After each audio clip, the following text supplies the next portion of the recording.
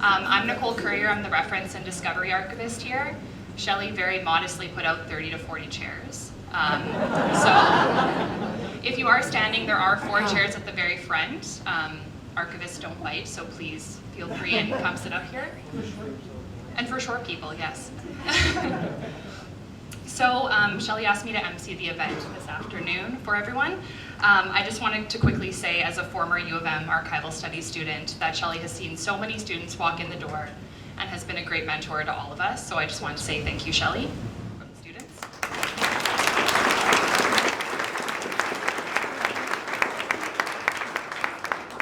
So I'm now going to turn the mic over to Brian Huebner, who's the Acquisition and Access Archivist at the University of Manitoba Archives and Special Collections.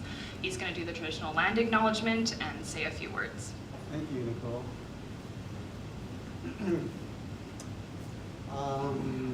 I'd just like to acknowledge that our university is located on Treaty 1 territory, on the traditional territory of the Anishinaabe peoples and the homeland of the Métis Nation. The university and the forks of the city of Winnipeg sit at the crossroads of the Anishinaabe, Métis, Cree, Dakota, and Ojibwe nations. And I'd just like to say, wow. Hi, well, welcome. Wow, you know, when Shelley said, you know, we're gonna have this kind of event, I thought, like, who is gonna come, right? You know, and she said, Brian, I know you and James have interacted with a lot of donors and you got a few stories. And, you know, I said, yeah, I got a few. Well, she said, can you give them to me, tell me? And I said, okay, sure. Like, I didn't think anyone would come. So, like, when I retire, I'll be able to tell the stories again. But, and no one would know, right? But obviously, we're definitely happy to have you come out and everything. So what I'm going to do is kind of just tell a couple stories about Shelley, and then, you know, move on to Shelley's part of the presentation. Gentle Rose. Yeah, Gentle Rose, okay.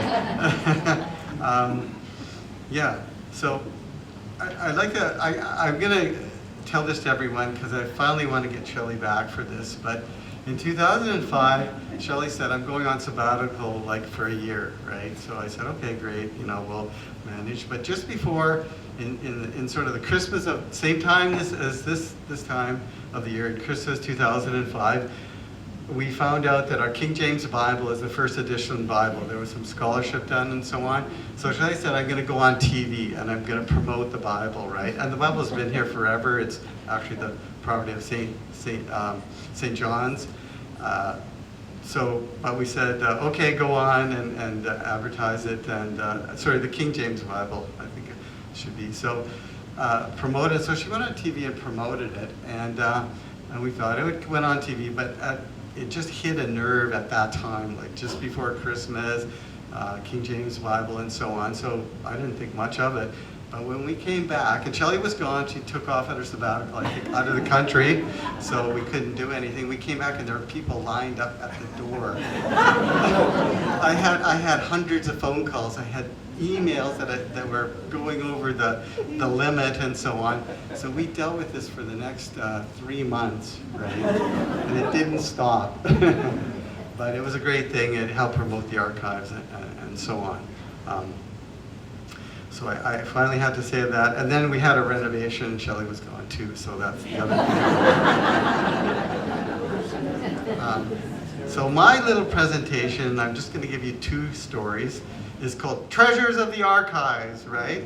Because any coffee table book or any presentation, it's always the treasures of the archives. So I thought I'd use that cliche.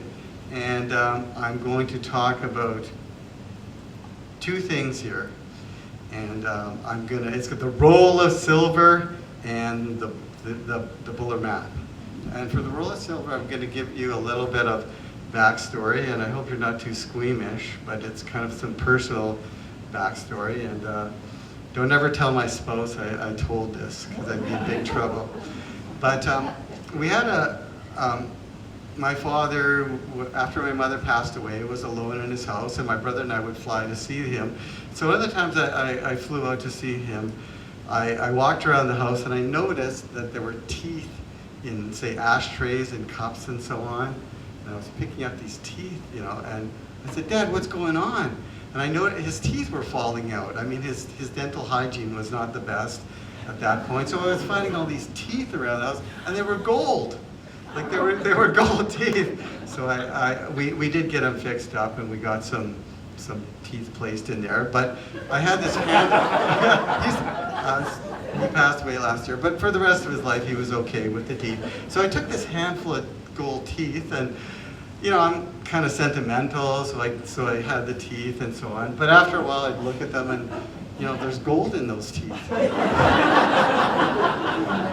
So my sentimentality kind of faded and so on. So I put them in a Ziploc bag and took them down to a gold buying place, right?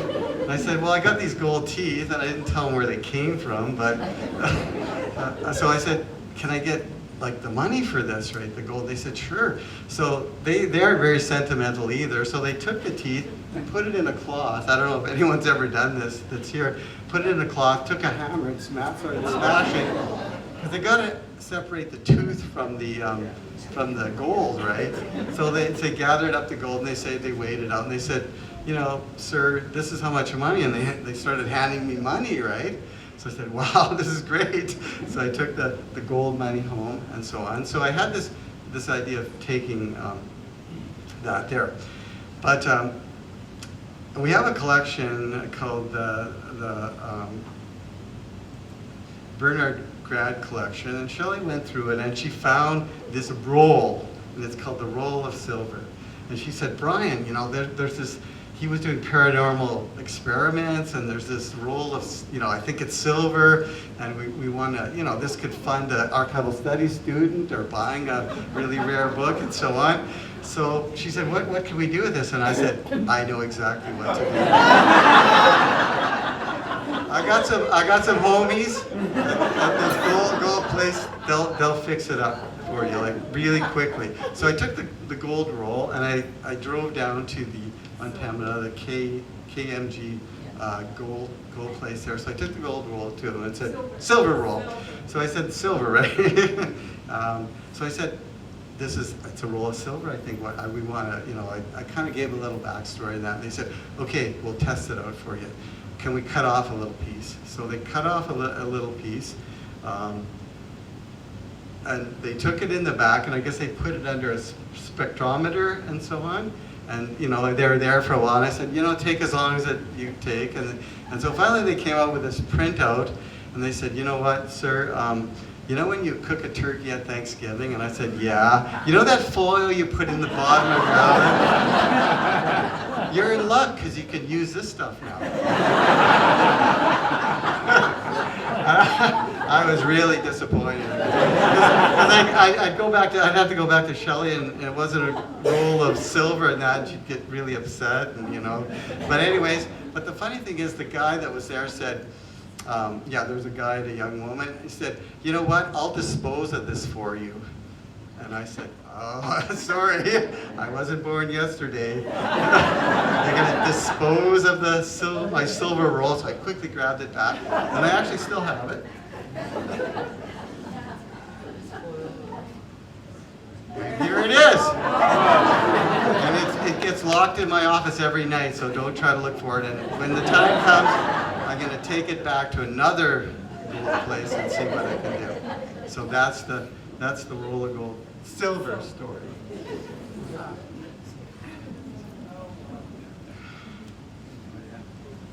Okay, my second story is called the treasure map, because we're talking about treasures of the archives, right?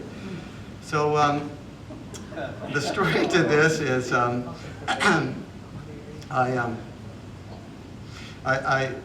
Jane Daly, who does a lot of conservation for us, I sometimes work on a Saturday because people are coming in and so on. So Shelley said, Jane is going to pick up some stuff here, right? And I'm going to give you a map to find this. And I thought, wow, you know, Buller, you know, I don't know if you heard the story about the ashes, Buller ashes, and the wine, and the ashes in the wall, and we have all sorts of stuff you might hear from Shelley, like ghost pictures and alien heads and weird things. And I thought, wow, I'm going to get a map like down in the rooms down there. I'm going to use this map to find out whatever this thing to Buller. I'll show Jane. And Shelley said, okay, I'm going to leave the map in your office. And when I came on the Saturday, this is the map. Okay, this is the map, and this is the air with Jane. And I don't know if you can read it there. Is this, I think I can use this, right? Okay, if you look up here, that's my office directly behind you, right, in that picture. And yeah, the things that she left were on the Buller Herbarium, which is right on there on the map. And that's just right over there, right behind you there. So Shelley drew a map for me to find the stuff, and I think it was plastic sheets on the Buller Herbarium from my office. From there. And you know what? Shelley, I think, is the David Thompson of map makers. Because I used the map and I found the stuff. It was amazing. So I said, Shelley, this map was just great. So when I was here on a Saturday in Jane Deli, found the plastic sheets, no Buller, mysterious things, and she found them in that. But you know what? Here I have the map.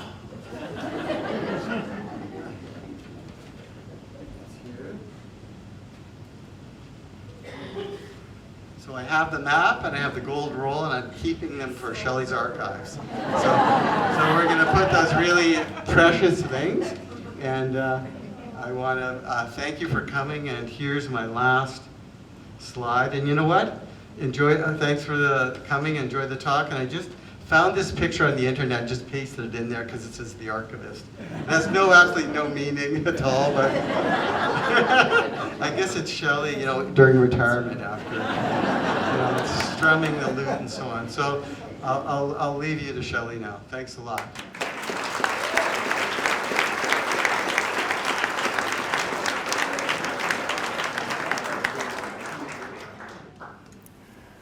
Well, I wondered if I had made the wrong decision when I said, yeah, you can say whatever you like, Brian. Now I know. And I know why you are all here. I know that you're here because somebody spread the rumor that I was going to be divulging secrets. And, well, really, I could divulge secrets, but then I'd have to kill you. No, as an archivist, when you give us your secrets, that's it. We look after them. So no worry that I'm going to be spilling anybody's secrets, except for Brian. So let me just switch gears here. I want to start by sketching what I left behind at the University of Regina. So what I left was no window in my office for 13 years. There were just terrible cutbacks. We were always scraping for money. There were pails, literally, this is no word of a lie, there were pails to catch water in the hallways of the University of Regina. So things were really basic. And although I moved into a new facility pretty soon after I got to the university, we outgrew the space pretty quickly. Meanwhile, the archives did have 2 windows, but I couldn't see either of them. The university was just going through some grim times. I remembered actually this morning that we had an exercise. It was called 3, 6, and 9. And what it was, what would you do if we cut 3% of your budget? What would we do if we cut 6% of your budget? What would we do if we cut 9% of your budget? And it really, the archives, we had a very small budget. So it wasn't like the cuts were going to be strictly for the archives. But they actually said, they wanted everyone to participate in this bloodletting by choosing what they would let go. So, and one other story I think that exemplifies how bad it was there was a colleague ordered a box of HB pencils, and it was just like her boss just flipped out. She said, HB pencils, what is wrong with the pencils that we already have? And that was how bad things were. So here I am in my office. You will note this is actually a computer. Just in case some of you don't recognize it. And actually, wait a minute. This is the monitor, and this big lumpy thing here is for, I don't know, 20 megabytes or something of power. And then, of course, the big clunky telephone. That's in 1988. You can see that it was pretty small and pretty cramped. So here, this is me, and I'm sorting all of these papers, which I tell you, I really love to work with papers. And this was kind of the archivist's dream, because this man actually was, he was involved, well, I wouldn't say involved, but he was observing the communist spies that were at King's College, Cambridge, because he was there at the same time. He went on a world trip where he took his car with him, and he would get onto the ship with his car and sail away to Africa and get off and drive around. And he was, specifically what he was known for was he was responsible for bringing looted Nazi art back to their owners. So it was, well, one time I went down, this was in the basement, I went down into the basement and I said to my assistant, I said, I'll be back by 3 p.m. And by the time I came out, all the lights were out because it was midnight. And I just, once I got into it, I could not let it go. And every time you open something, it would be something fantastical, like baggage tags. He had every baggage tag that he had received, he kept them in a box. Or, it was Trains Without Janes. It was a pamphlet that they actually gave to soldiers so that they could determine who to bomb while they were flying over the railways. And so they were using these really simplistic little booklets in order to determine what they would bomb. So I really enjoyed this type of work. And this is what I came to.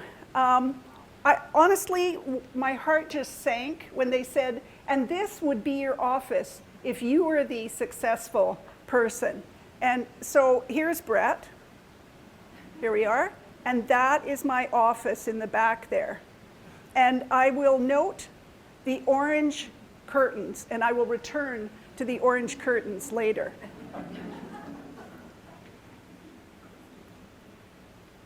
And here is the one window in the archives. So what I did is, if I sat at my desk, if I leaned over really, really far, I could sort of just see a little bit of blue sky, kind of just the light was sort of, bluish if I leaned over really far.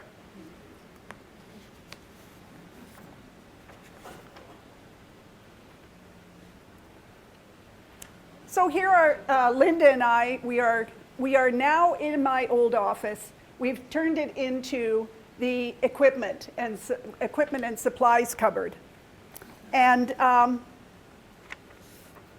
it's just a way to help us keep track of stuff. And of course, I find myself installing shelves after all this time, just exactly the way I did when I first entered the profession. And And this will help us keep track of stuff because, as Linda swears, Hamilton, who, as you may know, is quite a good photographer of, or was a good photographer of spirits, she swears he comes into the archives and moves stuff around on us. Now here is a shot inside my office, my old office. I was looking through old photos and came across this one.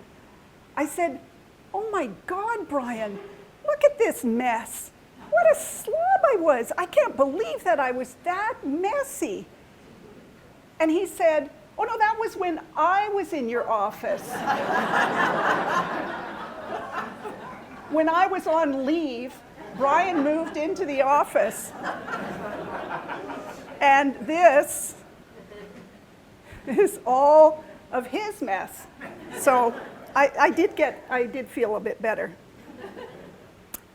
So I thought, thank God, we've renovated our archives facility. I finally got a window in the view, and this is my current window and view. And you will note I was crabbing to Nicole. I said, she gets squirrels and blue sky and birds and trees, and I get people ironing. Over it, I seriously, when this was still human ecology, I'd see people industriously ironing. So I left the penurious condition of the University of Regina, and I finally left all the penny pinching to come into some real money at the University of Manitoba. And I'm telling you, it was just beyond exciting. But after about 1 year, the cutbacks started coming along. And meanwhile, this is the cruel irony. Meanwhile, it was happy days are here again at the University of Regina. People were saying, "Oh man, this is just great. After all these years of squeezing dimes, it's great now." And here we were at the University of Manitoba looking at huge deficits. So one of the things that happened was nursing moved into this space because they were having a new building built. And so they moved in here. We were over there in the corner, just in that little space there, which is now our workroom.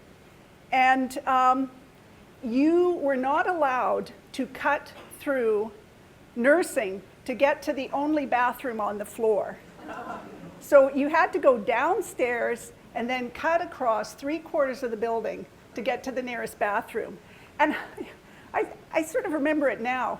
I felt like I was a little child again, because I would sort of, like, I would just put off going to the bathroom because it was such a trek, and I thought, no, I'll just go later. So the other day, we were cleaning in the back, and I found this roll of paper, Exhibit A. I thought, well, that's weird. Why the heck are we holding on to this roll of paper towel? And I almost threw it into recycling before I remembered that we were hoarding paper towel because we couldn't afford to buy any. There wasn't even any in the staff lounge that we could raid in a real emergency. So we were hoarding these to make sure that we would have something to use. Then there was the infamous Shorty's fencing incident. Now where is Brian?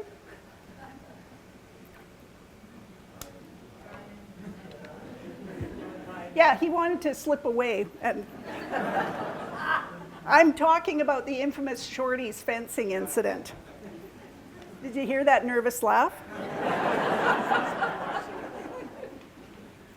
So we'd run out of space, and we had been storing our records at the Inkster facility of the Federal Records Center. But once nursing moved out of the 3rd floor, then we were able to bring our records back here, right here where you're sitting. But we had stacks that only went up to 2/3 of the way up to the ceiling. So that's the edge of the wall, and the ceiling is up here. So I told Carolyn Presser, the director, that I thought that this could be a problem. I said, I think we should do something about this, Carolyn. And in her own Carolyn-ish way, she said, don't be ridiculous. Now, who'd go over the top of the shelves? That's a waste of money. Then one day she heard that Brian had forgotten his keys one weekend, and he jumped over the top of the shelves to retrieve some work. And by God, Shorty's fencing was called the next day, and we had shelving right up to the ceiling. Thank you, Brian.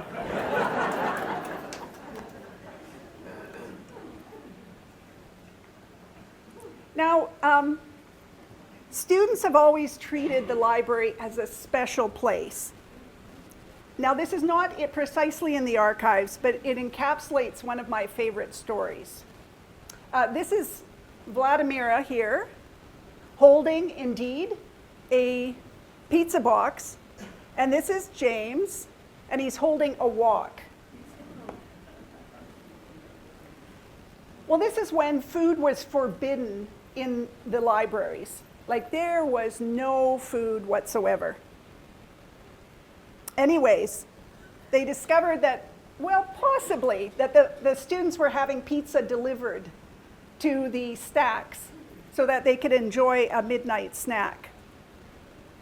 And then another time, James went down to the 2nd floor, and he discovered that there were students with a wok, plugged in, ready to start a nice meal, cooking a nice meal on the 2nd floor of the library. More recently, I was here, and I saw a student come in, and he was holding a pillow under his arm. And I just had time to think, well, that's weird. Why is he holding a pillow under his arm? And he said, is it okay if I sleep in here? It's nice and quiet. Okay, thanks. And I'm really sorry I didn't ask for a picture, but literally just the other day, I was heading down the back staircase, and there were 2 students having a full-on picnic right on the stairs. And they looked up at me and they, well, okay. So they picked up a few things and sort of moved over so I could kind of squeeze past them to get down the stairs. So in 2005, just before Christmas, I asked our intern from the Canadian Mennonite University to see if he could figure out whether St. John's College, now this is the real story. Don't just ignore what Brian said, and this is the real story. I asked Jason if he could find out whether the St. John's copy of the King James Bible was a 1st edition, 1st printing or not. And this is because Paul is here. Oh, there he is. Paul had said, okay, there's something wrong in the catalog. It says that it's a 1st edition, 1st printing, but it's based on a false premise. Basically, they said it was a 1st edition, 1st printing because there was an error in Ruth 3:15 that said that Ruth, referring to Ruth, they said he came down into the city.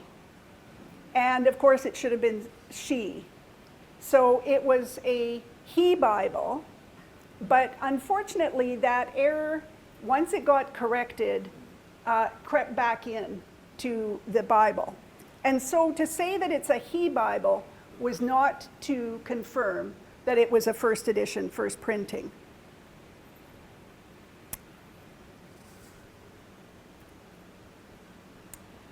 So anyways, basically Jason came back with a new book, a brand new book, and he said all 13 errors that show up in the first edition, first printing, were there, and once those ones were corrected, they never show up again. So he said, I'm pretty sure we have a first edition, first printing. He said, but I'd like to ask Paul to come, my professor Paul, to come back and just confirm this.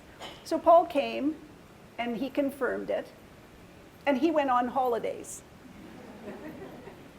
And I ran into Chris Rutkowski, who is our university media relations person, and I mentioned our discovery to him, and he lit up, being the canny media person that he was. So the story virtually exploded. First of all, it was December 21st when we sent out the news release, which was just obviously before Christmas.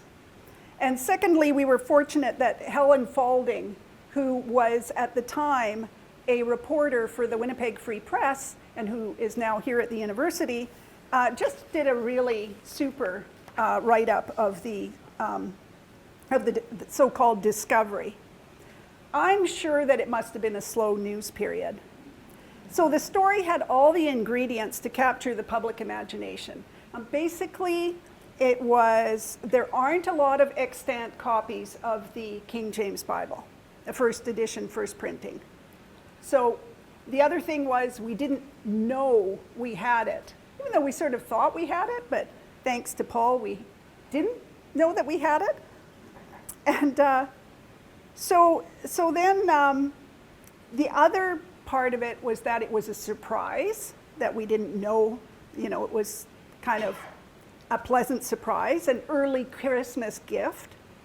And the real pièce de résistance was that potentially it could be worth $400,000. So with that, with all this commentary and scholarly content and nuanced discussion, what did people remember about the entire incident? It was that I was wearing white gloves.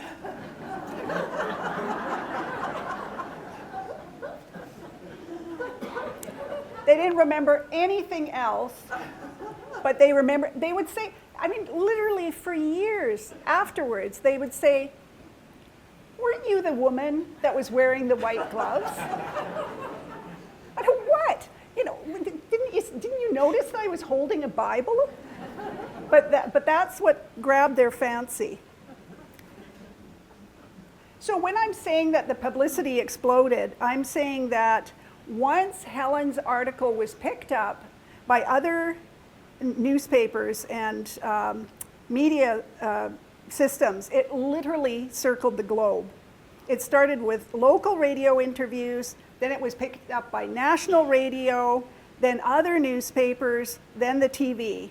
I did 4 television interviews. So this is where the difference is. I didn't actually organize these. These were people coming to me. And of course, Paul had, zipped off, shall we say, to his early vacation. And so it all sort of fell on me. Anyways, the last day was December 21st. And I worked here until midnight, just trying to get everything ready, trying to get my office clean for Brian. And they said, we'll send a car for you, which I thought was very nice. But somehow I mistook the time, and I got up at 4 a.m. thinking that they were going to pick me up at 4:30 a.m., only to realize that they were coming at 5:30. And by the time I got to the radio or the television station, my face was all puffy and red, and I was practically incoherent. Like, I was just so tired that I hardly could string a coherent sentence together. Anyways, here's some of the publicity. Rare first edition of King James Bible, one of the only 50 surviving copies. Manitoba King James Bible, maybe King James's Bible.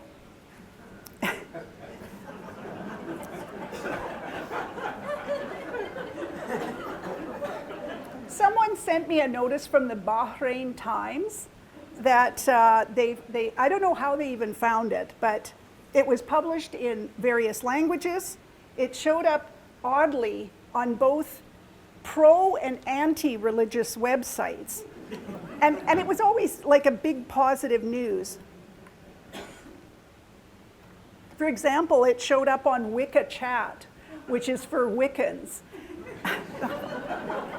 Why would Wiccans care about the King James Bible? The debunker, James Randi, has a website, and he had it on his website. It went on various blogs, and we saw the ultimate reach for this when a friend said that she saw the announcement in a newspaper on a cruise, Holland American cruise in the Caribbean. So they had picked up the, and then I went on sabbatical. Now that's what, Brian got that right. Yeah. So here's the story then. Carolyn Presser asked Brian to check the Bible every day over Christmas.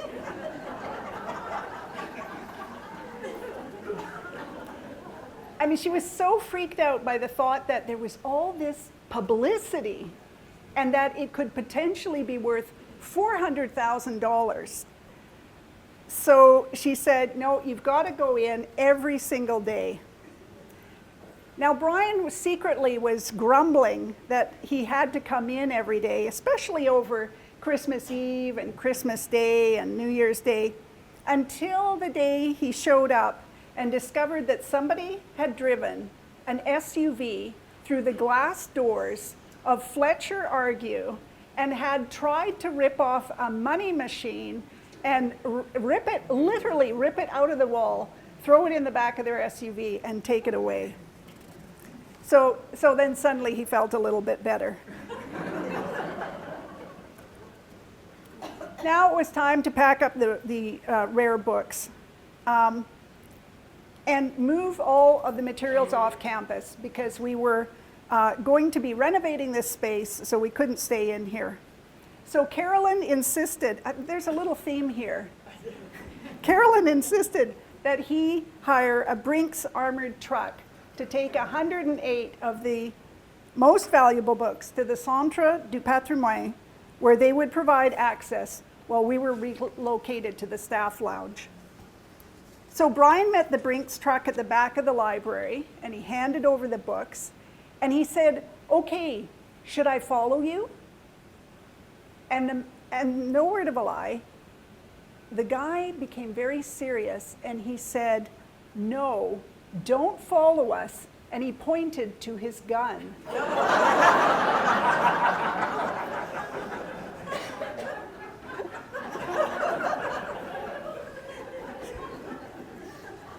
So Brian actually had to drive a circuitous route to get to the Centre, hoping against hope that he wouldn't actually run across them, so he wouldn't accidentally get shot. But the best part of this story, and this is great, is after about a couple of years, when we were ready to come back, Carolyn had forgotten all about the Brinks truck. And so Brian drove over to the Centre, put the boxes in the back of his car in his trunk,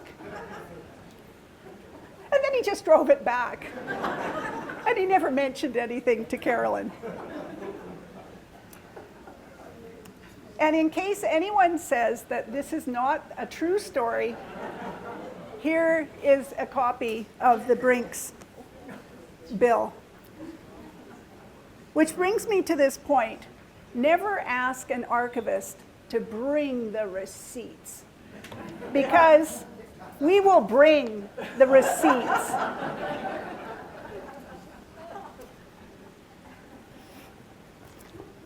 So this was our dear facility for 2 years. We were actually parked in the staff lounge, and we were just sort of wedged in there with a shoehorn. By 2008, however, we had our new archival facility. We quadrupled our old space. We added a classroom, a boardroom, 6 offices and a media room. And I thought, oh, thank God, we're finally going to get rid of those orange curtains. So the interior designers met with us, and they brought some swatches. And I thought, this is it. Green, blue, purple.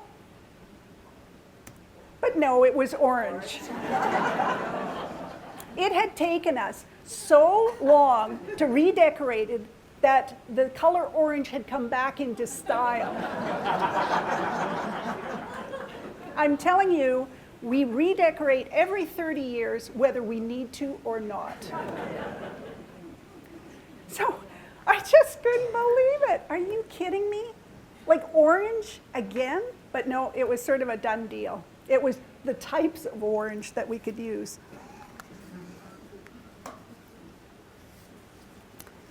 Anyways, I invite you to take a good look at this photo because this was the last time that the archives was actually tidy.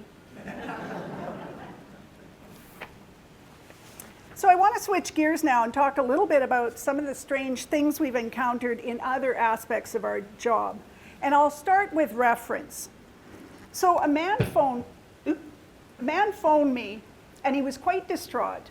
He said he had a strained relationship with his daughter, and she wanted to read this one of her children's books to her daughter, to her own child, but unwittingly he had already thrown it out. And he had said, could I help him by selling him the book from our rare book collection? Well, I had to explain that no, we weren't going to sell him the book from our rare book collection, but I said,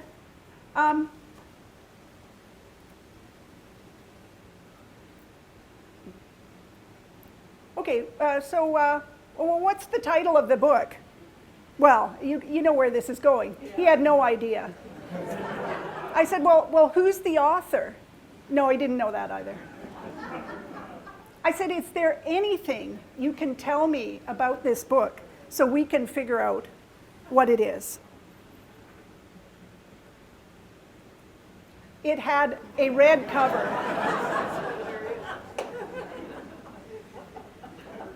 It had a story in it about a swan.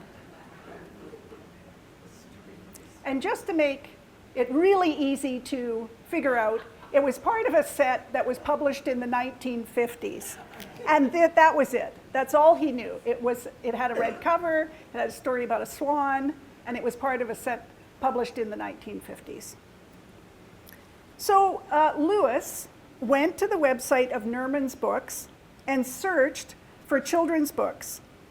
And amazingly, Nerman's would say in the description of the book what color the cover was. So he went through systematically every red-covered book, and he would check to see, then he would Google the title and check to see whether they actually had a story with a swan in it. And he found it.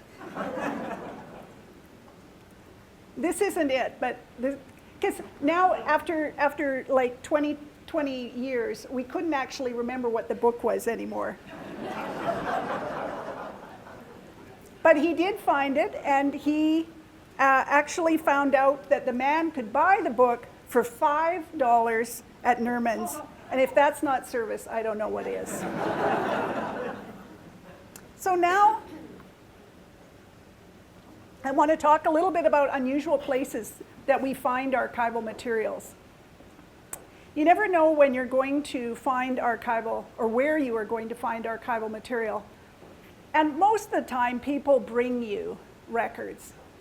Sometimes people use what I refer to is the zucchini method of delivery. And this is, when somebody has a big bag of zucchini and they want to get rid of it, so they put it on your doorstep, and then they ring the bell, and then they run away before you can actually say, no, I don't want any zucchini. So this is what happens to us all the time. People will leave envelopes at the circulation desk with no note in it. It's addressed to archives, but it won't have any return address. It's very clever, so that we can't return it. And the same thing, they'll bring a box, they'll wait until Linda has gotten up to go to the bathroom or something. And then they'll bring the box and they'll leave it at the front desk and tiptoe away. But I have to say that the most unusual place that I've ever found archival records was here.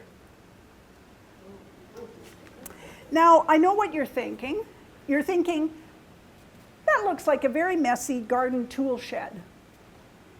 That's because it is a garden tool shed. It's my garden tool shed. And this was in the years when I didn't lock my tool shed. So I went in one day, and there's these brochures for cars sitting on one of the shelves. And I thought, oh my God, what is going on? Why would somebody put these brochures in my shed? That means that somebody's been in here. So I picked them up, and I went to the recycling, and I threw them out.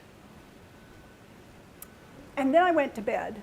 And you know how it is when there's some conundrum, you're turning it over in your head all night.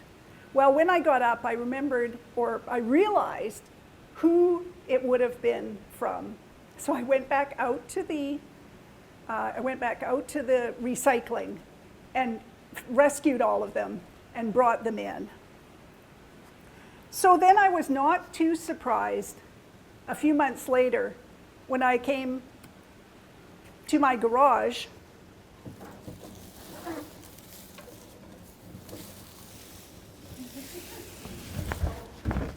and discovered 3 of these sitting on my car.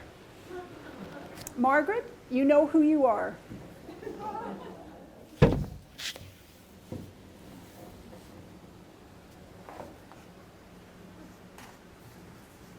So yes, you can find archival records anywhere. Of course, some of the donors, most of the donors really, send the records directly. This is Carolyn Presser and myself. And basically, a man in England had packaged up 2,000 direct voice medium tapes into these very old, I guess he must have had them around, very old luggage. And when he got to the shippers, of course, they had a fit. So they asked us if we would pay for creating a crate.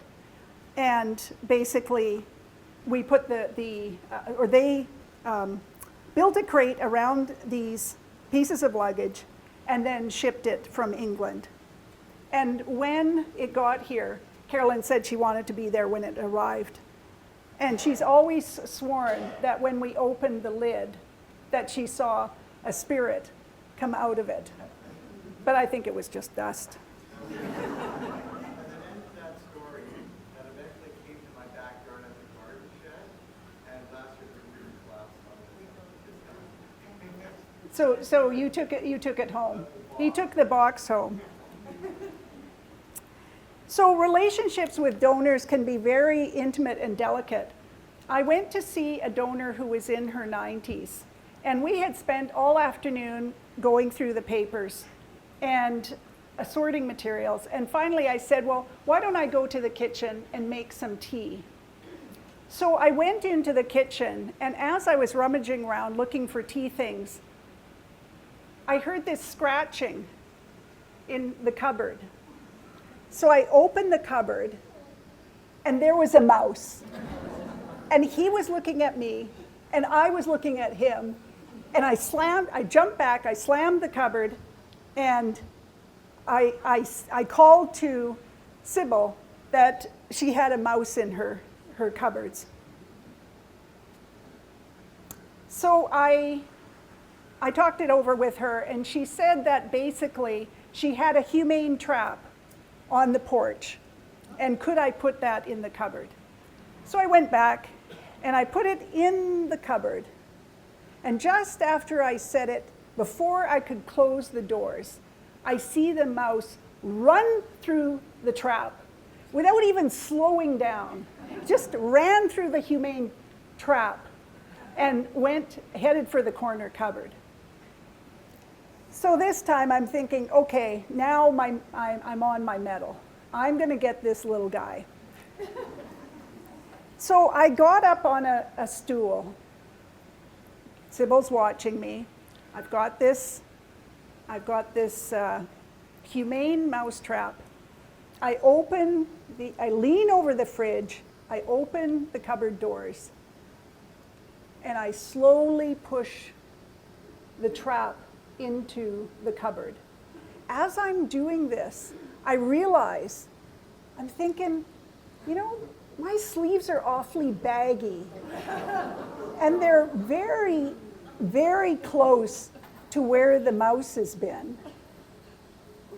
And as I did that, I felt whoosh down my front.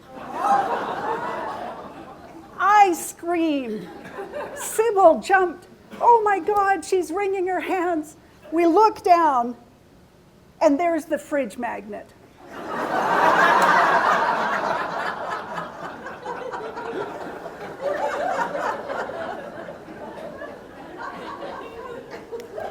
We were totally convinced.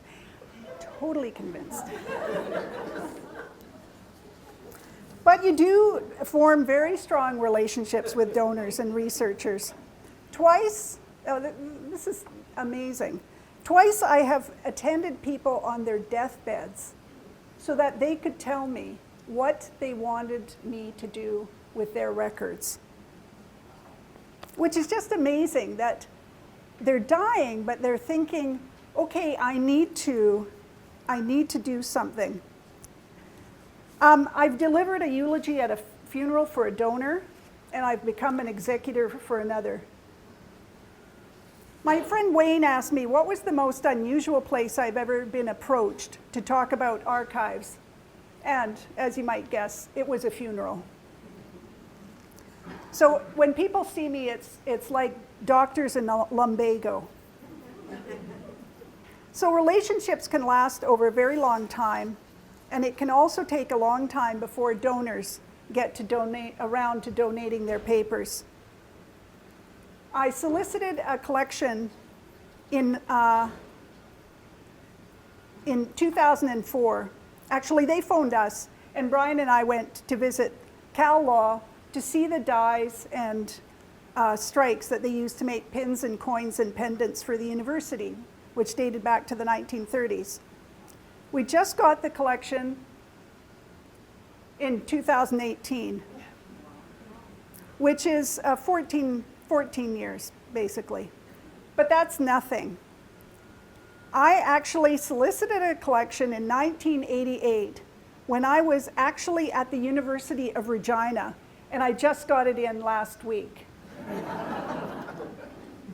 Actually, I begged Ted. I said, Ted, I'm giving this paper. Couldn't you just give me a little something so I can say that I finally got this collection? So it took 31 years, which is a personal best. So people have asked us, what's the oddest things we've acquired over the years? Well, we have locks of hair from 1915 in the Pew collection. We have a postcard from the Titanic that Fred Pugh had picked up in anticipation of boarding the boat. But luckily for him, he ended up canceling, and he rescheduled on the Lusitania. He actually made it. This wasn't when the Lusitania was sank. We have dowsing rods. Lewis found a dried out muffin the other day. And we were trying to remember this, and maybe Juliana can confirm this, but somebody said that she found a mummified mouse. And I sort of have that in my head. A model head of the alien Magog that was created for Gene Roddenberry's Andromeda circa 2000 in the Alan Eastman collection. I said, Brian, why did you take that? And he said, he didn't ask me, he just sent it. But I don't know, I have my suspicions. And then a bottle of peach-flavored wine in the Reginald Buller collection. We just drank this recently. I had to offer to go first because nobody wanted to try it before me. I figured if I drank it and I didn't drop dead, then it was okay for everybody to drink. And so, you know, it was fine. But it turns out that, okay, Buller died in the 1940s, and we found out that this wine was actually from the 1970s. So I said, what the heck? What is this bottle of 1970s wine from Ontario doing in the Buller papers? And fortunately, for my curiosity, we had a group that came from the Agriculture Canada station, which is where these papers were. And he said, oh, we used to have parties all the time in the library, and somebody must have stashed that in the archives and then forgotten it was there. So we got to drink there. Anyways, the absolute weirdest thing we've ever received, and Brian mentioned this, was Buller's ashes. So when he died, he was actually cremated in the States, and then that box was put in the library wall of Agriculture Canada. And our volunteer Ian was just absolutely convinced that we needed to get this back. And you cannot imagine how difficult it is when you're talking human remains. Like, nobody wants to authorize this. But fortunately, for us, they were going to tear down the building where the ashes were. And by God, Agriculture Canada suddenly didn't have any problem in transferring it over to us.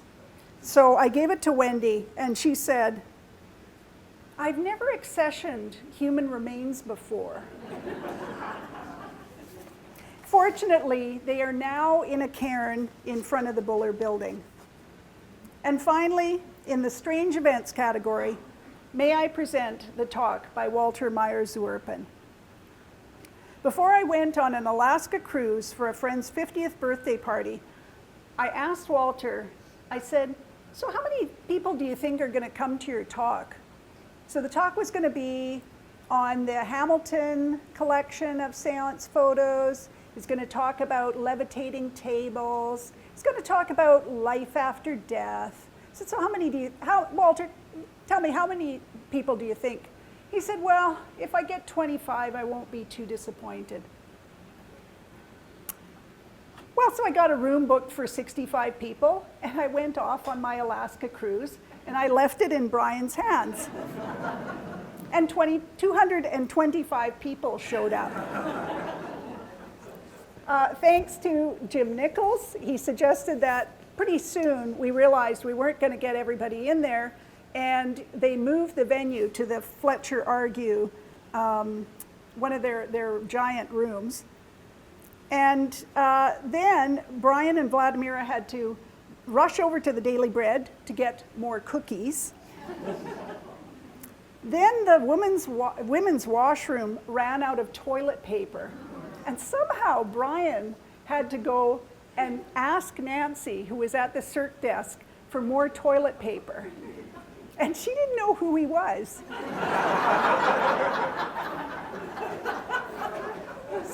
So he came up to the desk, and she didn't want to give him any toilet paper. And by that time, I mean, he was just absolutely frantic. Give me the toilet paper. Oh, that gave me a lot of chuckles when I got back. So now it is the end, for me at any rate. I thank all of our current staff, Linda, Brian, James, Nicole, Louis, Wendy, Orest, and Mary, and I also thank Eric and Christine and all the others in other departments who do so much work for us. I thank all of the past staff who worked with me, and approximately 70 Masters of Archival Studies students and other students who completed their internships here, and our fantastic volunteers for their wonderful support over the years. I have to give a special shout out to Ian Kay for volunteering for the last 10 years. Ian is currently transcribing 2 diaries. Running this archive has always been very much a joint effort with staff, volunteers, members of the community, and our donors. And you've seen some of the people, but this is Nicole here, and Orest here, and Mary here, and this is Walter Myers-Urban of the famous talk. So here I am in my office in August. I'm still feeling pretty punchy about getting everything done before I go. By October 31st, I'm beginning to get a little bit nervous. And this is how I feel now.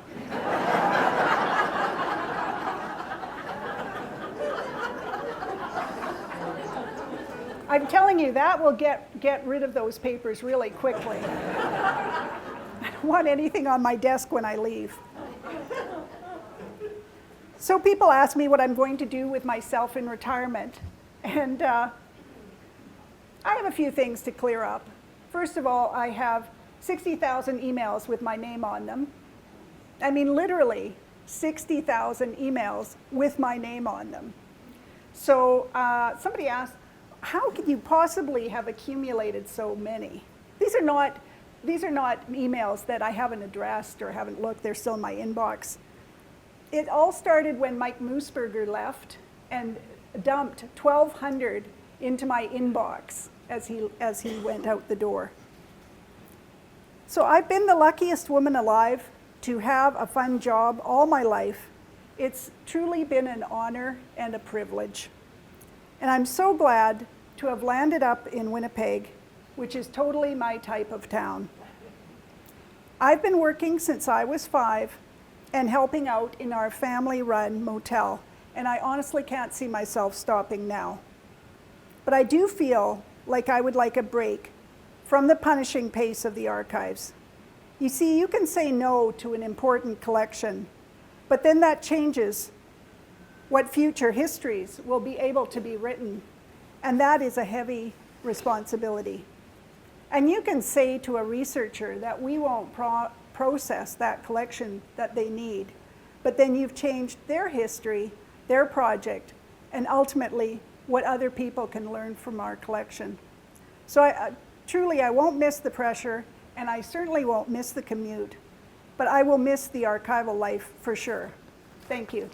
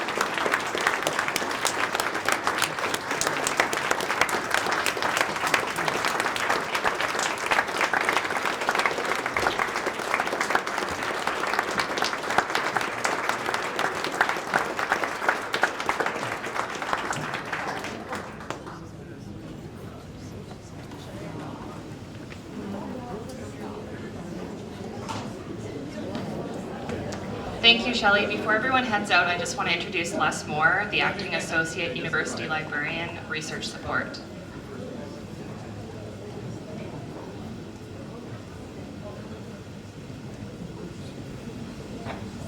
Hello, everyone. This is a tough act to follow. And I know you're all anxious to get into that cake or cakes, as I hear, are sitting out there waiting. So don't worry, I'm not going to be long, just 80 or 90 minutes. Okay. I will confess to never having had an interest in the archives. I always thought of them, if at all, as rooms full of filing cabinets stuffed with boring interdepartmental memos about minutiae. But a few years ago, I started working with Shelley on a project in the archives and quickly discovered that I was wrong about that, or at least my picture of an archive's contents was very incomplete, because in fact the scope of archival collections goes well beyond old memos and includes other boring documents, all kinds, including photos, books, and even artifacts. My joke about them being boring is a nod to the light roast theme of this event and in no way reflects the opinions of the libraries. In fact, not only was I wrong about what archives collect, but a few years ago I happened upon a file folder in my own department that actually was full of old memos from the 1960s, and it turns out they were really quite fascinating. In retrospect, those were clues about how I would come to feel about the archives after spending even more time working with Shelley, which happened during the past year when I moved into a position that involved more regular contact with her and with the archives. I don't have the benefit of having seen the archives prior to Shelley's arrival here. Well, I didn't until she showed those pictures. I only got here about 7 years ago, and by then Shelley had already been here for about 75 years. So I've never seen the pre-Shellation period of archives. You may not know this, but archival scholarship measures its own history using epical terms like that. But I have heard a lot about the huge footprint she has left here. I think that was a figurative statement.